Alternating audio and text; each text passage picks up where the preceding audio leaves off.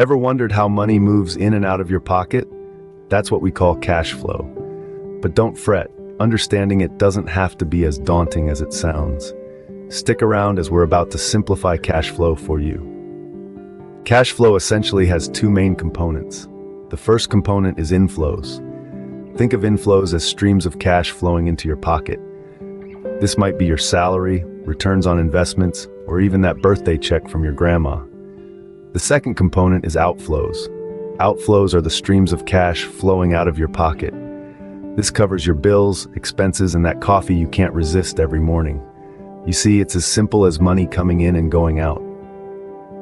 The first step is to track your inflows or your incomes. Whether it's your salary, earnings from a side job, or any other income source, it's crucial to keep an eye on these figures. Every penny that enters your pocket counts. Document how much money you're pulling in each month. This could be as simple as jotting figures down in a notebook or using a financial app for convenience. Keeping track of your income gives you a clear picture of your inflows. Next up, we need to monitor the outflows.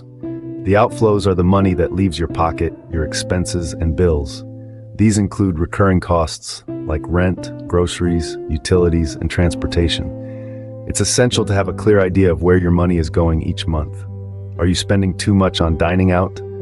Or maybe those online shopping sprees are adding up? By keeping track of these outflows, you can start to notice patterns and make informed decisions. Remember, knowing where your money goes is half the battle in managing your cash flow. Now, let's analyze the difference between your inflows and outflows. Imagine this as a seesaw. If you have more money flowing in than out, you're in a positive cash flow situation. Conversely, more money flowing out than in leads to negative cash flow. Understanding this difference is key to managing your cash flow. Facing a negative cash flow? Time to adjust your spending.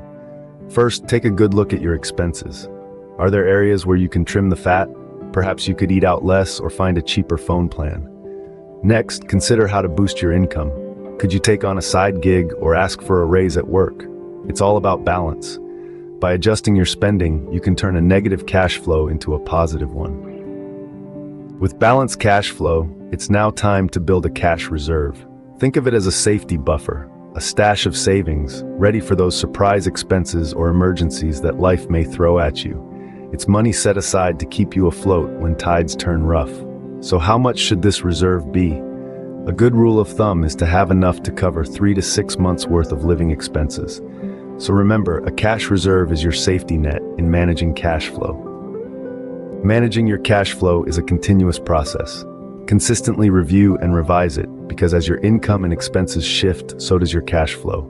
Being adaptable is key. Keep a close eye on your cash flow and adjust as needed.